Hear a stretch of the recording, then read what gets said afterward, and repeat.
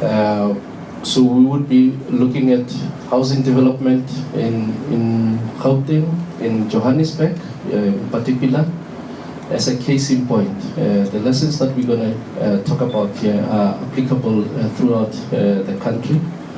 And some of the challenges that we're facing today, you would appreciate that they didn't start today. They've been there throughout the years.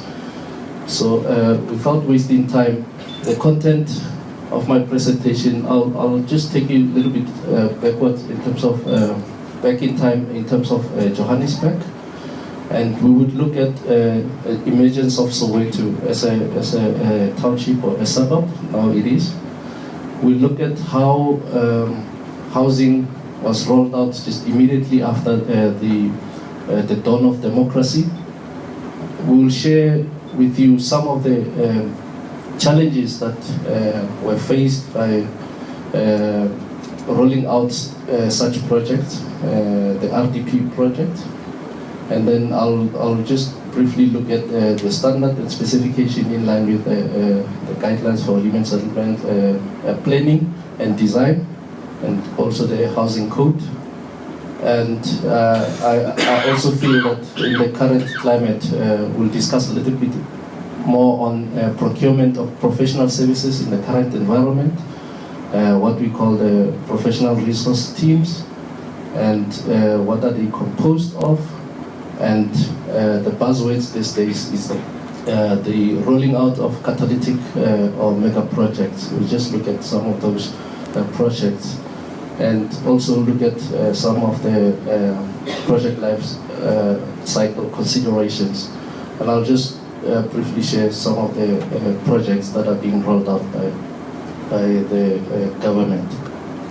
Back in time, I'm not going to go to the first ship that arrived in the Cape.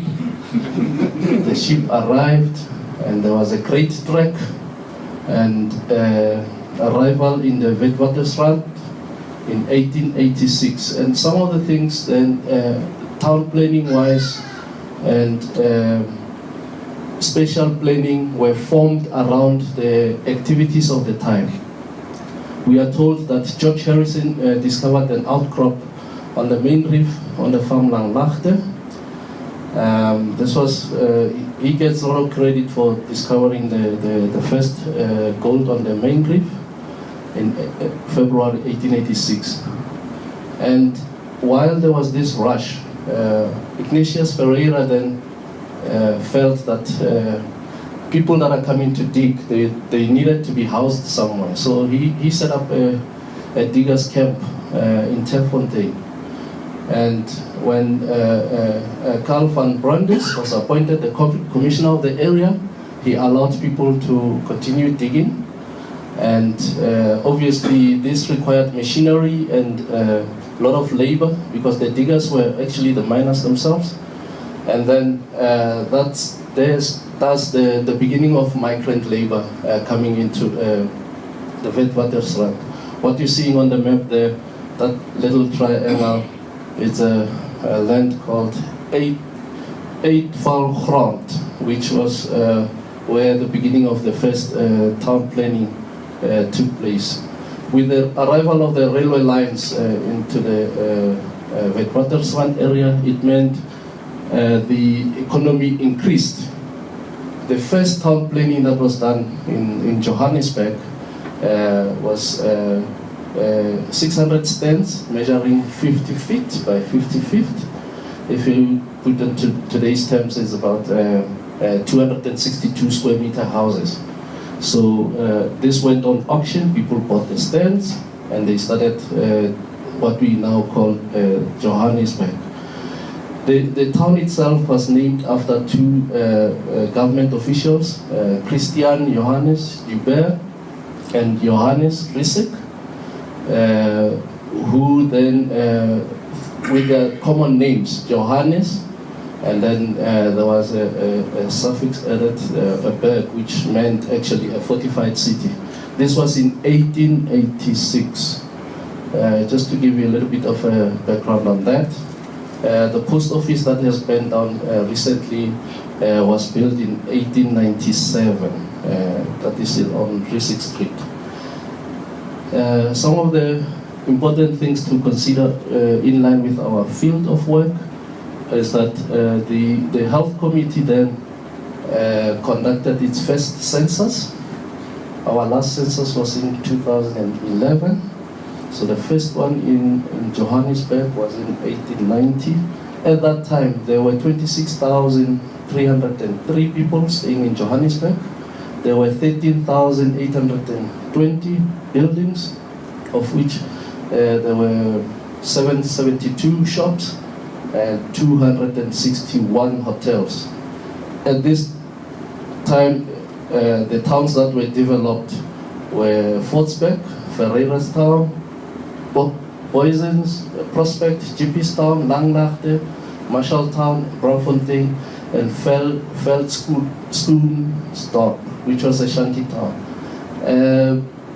In today's terms, if you look at where the head office of Standard Bank is, if you are interested, if you go there, there's really a shaft. It's part of what was called the Ferreira's Town. So you can still see the original shaft where it was, and I think it's part of the museum that Standard Bank has got. In 1890, additional towns were added to the city of Johannesburg. Klipfontein, Forest Town, sorry, there's another one there. Hillbrow, Berea, Yeoville, Bellevue, Houghton, Vredendorp, Palsdorp, Robinson, Ofilton, and La Roche, Rosettenville, and Klipfielsberg, and the city. Now in 1896, because of the gold rush that was happening at the time, the town had grown to just over 100,000 people, and 61,000 of them were living within 3 miles of the market, and then 40,000 were outside this zone. If you look at the composition, Europeans made 50,000, of which 24,000 came straight from Europe, and 25,000 came from Transvaal and the Cape. On the native side, all right, 42,000 lived in Johannesburg at the time. It's interesting that 15,000 of them lived within 3 miles of the market. 28,000 people stayed in what we call Kliptown. If you like, Kliptown is now the very first black township that we have in Johannesburg. And all of this was due to the gold rush. And I understand things were not happening, were not so cool between the Anglos and the Boers. And the Second World War came, and just the fear of the war resulted in people moving away from Johannesburg. By October in 1899, 100,000 people left Johannesburg. Only 10,000 were left. Equally so, some of the migrant workers that came from Natal also left, but others were trapped. If you read the history books, there's about 5,000 miners that were trapped in Volksrad. They were going to Volksrad, to Natal, via Volksrad. They got trapped in Standerton, and one of the generals had to take them through to pass through into Natal. But what happened in the mines? The mines were abandoned. Some of the mines closed, and General Smart, at the time he was a state attorney, he enacted a gold law which allowed the state to take over the gold. And some of the things I'm talking about is what we are dealing with in this country today. Then there were strikes because people wanted to be paid, and they were not paid. And they started looting the mines, and the government took over the mines and to generate money for the war. and some of the mines were saved, like the ones that are listed there, the Ferreiras, the Village Main, and the Wema. And out of this, because the government was still trading at the time, they generated 1.5 million pounds that was used in the war. So there was, the following years after the war, there was a lot of influx of people coming back to the city to participate in the economic activity. Lord Alfred Mina was then appointed the administrator of Transvaal. He proclaimed a municipal act, which then made it easier for Johannesburg to have its own town council with 30 councillors. And during those years, again, because of the squalor conditions that the miners that were left in Johannesburg were facing, they were staying in a shanty town in Brickfield, and there was a big explosion, and some of them passed on and they were plagued. These people were then moved to Klipspruit, which was later called Pimville. Here we see in the first forced removal of people.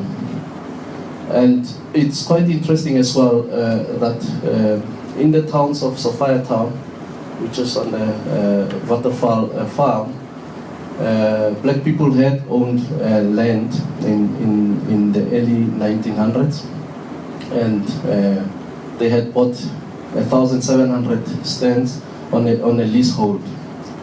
And in 1905, Alexander was born. And how it happened, Alexander Township Company was trying to, they bought the stands, they were trying to sell these stands for development, and they couldn't get the prices, and then later on agreed to sell to black people. By 1936, 2,500 stands were sold, which means people had stands in Alexander. And they were later on, some of them were moved when Wynberg was built, and the links to Santa. There was another act that was proclaimed in 1923, which is the Natives Act. And under this act, the establishment of black townships was defined to be just outside the towns. And then the city of Johannesburg then interpreted that in the way that suited their conditions, and then they established what we call Orlando Township. Obviously, then other things happened because of the influx of black people into the cities. There was a lot of dislike of the government of the day. And then in 1948, the National Party won the elections due to the emotions of the people that were at the time. And we now had what you call Group Areas Act, segregation, and the birth of what we call today as apartheid. If you look at Soweto, with what I was saying, there's Klipspruit, where it was. Orlando East is there, and then later Orlando West. And then people that were forcefully removed under Group Areas Act were placed from Soweto, Martindale, and Nuclear, Western Native Township were placed in Moroka camp. And the stands there were 6 by 6 meters. Which meant that each family had about 36 square meters of land. And the camp grew to 58,000 people by 1955. So if we look at that, and what the city had done, they provided service stands, 10,000 service stands in 1955, and then they produced 26,000 what we call the matchbox houses around the townships. So that's how it was spread. But interestingly enough, we now get our so-called backlog, the first backlog that a government entity was dealing with. And later on, they added more townships around Soweto. It was not consolidated, and then it was later called Soweto, meaning southwestern townships. The house that was built then is a 40 square meter, which was designed by CSIR. Technically, if you look at the house that are still standing today, it's a 2-bedroom house. It's got a bath and a kitchen.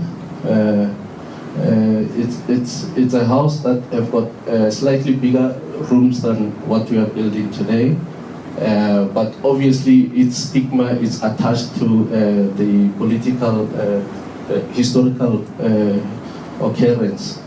Just that diagram there shows the population of Soweto. You can see a major jump due to the economic activities of the time. And then that line shows the backlog, the demand that is required. Interesting enough, this house cost the government 250 pounds, and people in Dube were allowed to buy service stands, and they built themselves beautiful houses at a cost of 1,250 pounds. This is how the town looked around Soweto. This is Cape Town, the shanty town, Cape Town. Interestingly enough, those houses are still there today. You can see the roofs have got some issues that needs to be dealt with.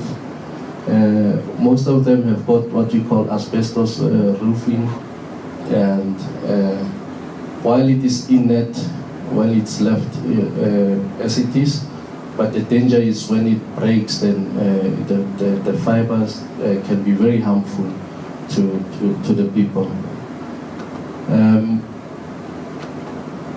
Little bit about the philosophy of apartheid planning. This, by the way, I read on Professor Mark Orange and Andrew Merrifield of the UP, and they cover this very well in terms of the legislation that happened, or some of the policies that were followed. During the time 1930 to 1940, it was a time of what we call the ultra-modernists, who people in the Great Britain were following Le Corbusier ideas, which looked at planning issues to come up with architectural. At the time, the architects were more doing more of the planning than today. Here in Cape Town, in South Africa, Professor Leslie Thornton White was the driver of this modernist ideology, and in Johannesburg, Rex Mathieson was his counterpart. They both led the modernist movements, which was trying, very frustrated with the way things were happening, trying to influence that. But the government of Prime Minister Smart also had a take on this. They also followed the British Planning Institute, and then they came up with what we call report number 5. The committee called Social and Economic Planning Council produced a report number 5 on regional and town planning.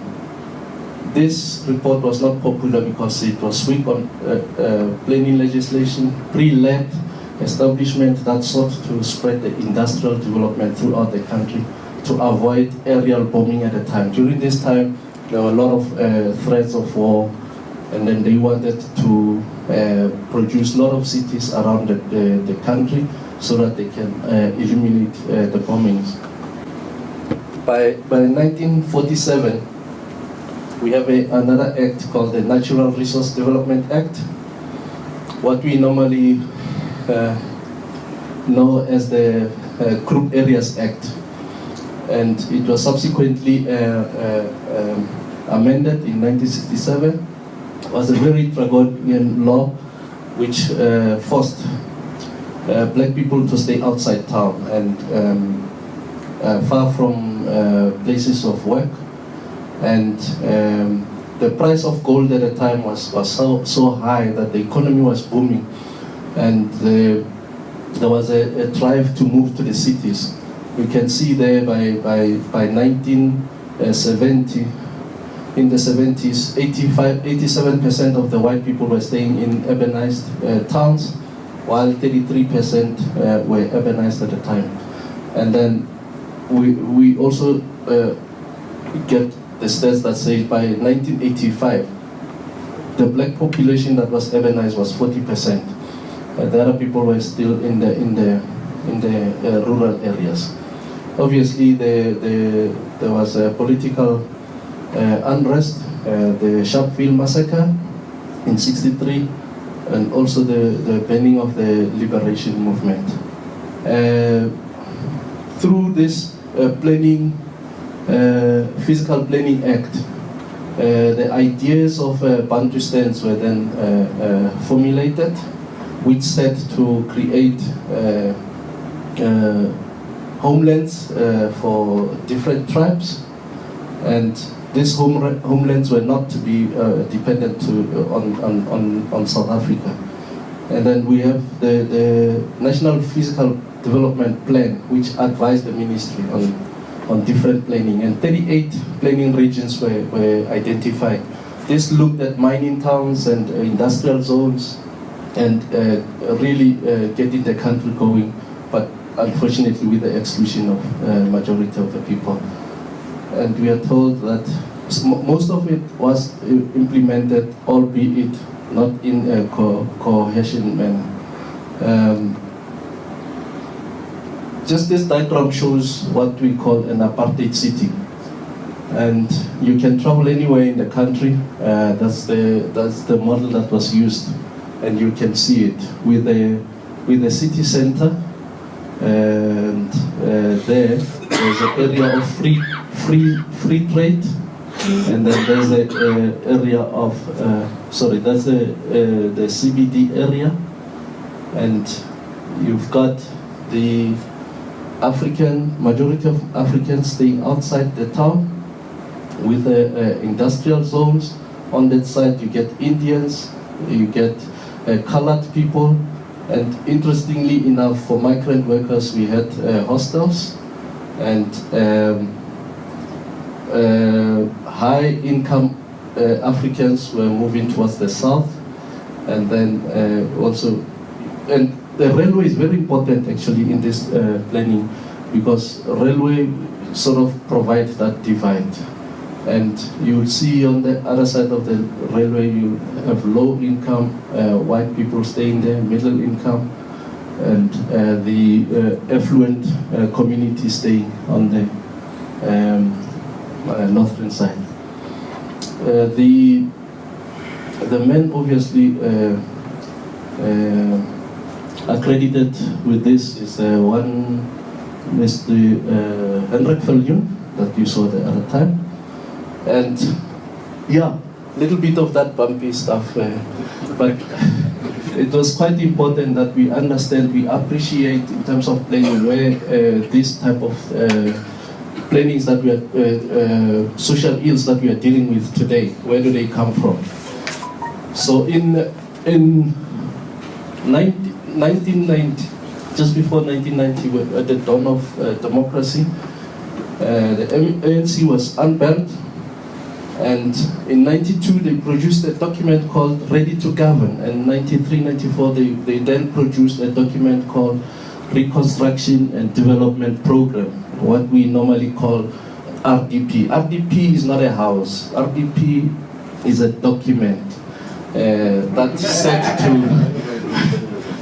to change the economic outlook of our people. That's set also to change, to socially transform the country. And indeed, the ANC won the elections in '94. What came with that, because the influx control was stopped in 1986. A lot of people migrated from the villages, from the homelands into the cities, which created, again, additional backlog on housing. The housing of the time provisions, even through what we call the RDP, could not cope with the number of people that were coming in. We also saw poverty, inequality, and unemployment, which we are still suffering from today. And if you watch the news, Mizameye too in Cape Town, whether it is on the R59 on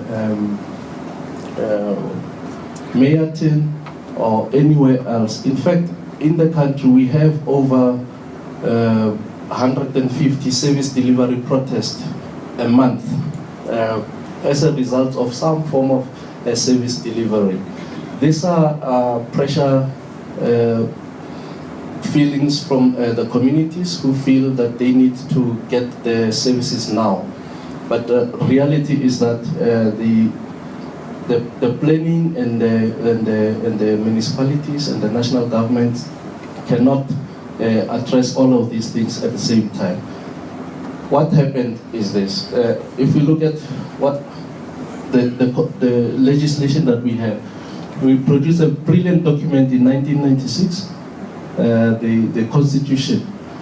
Housing is captured under Section 26 of the Constitution, which says everyone has the right to access to adequate housing, and then Section 2 says the state must take reasonable legislative and other measures within its available resource to achieve the progressive realization of this right.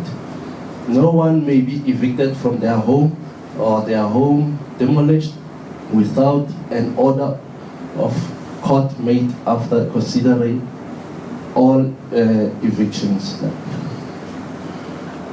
So that's what we are dealing with. All that we'll be talking about will be addressing Section 26. Of course, Section 26 cannot be read in isolation. It's linked to other sections, like the one underneath it, on healthcare, food, water, and social security. We really need to understand the policy directive and the frameworks at the time. I'm just giving you a history from policy and act and formulation of how the government of the day then tried to respond to the challenges that they have. And the National Special Development Framework, which was driven by the RDP office,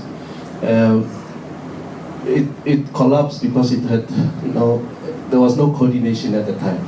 The issues in 1996 were just too much. We were dealing with the TRCs of this world and other political emancipation issues. And I'm going to skip through all of those things to the one that we have now, which is the National Development Plan. And under that, we look at Outcome 8, which deals with human settlement. Some of the legislation that then affects human settlements, as we said, is the Constitution. There's some international agreements. We have a Housing Act. We have the Housing Code, and currently we have what we call BNG, Breaking New Ground. On the broader side, we have intergovernmental legislation, your spatial planning, Land Use Management Act. In fact, there's a conference currently as we're speaking on this topic. We've got the Municipal System Act, MFA, Triple PFA, DORA, your MTSF, the NDP as we said, IUDF, and the City Support Program.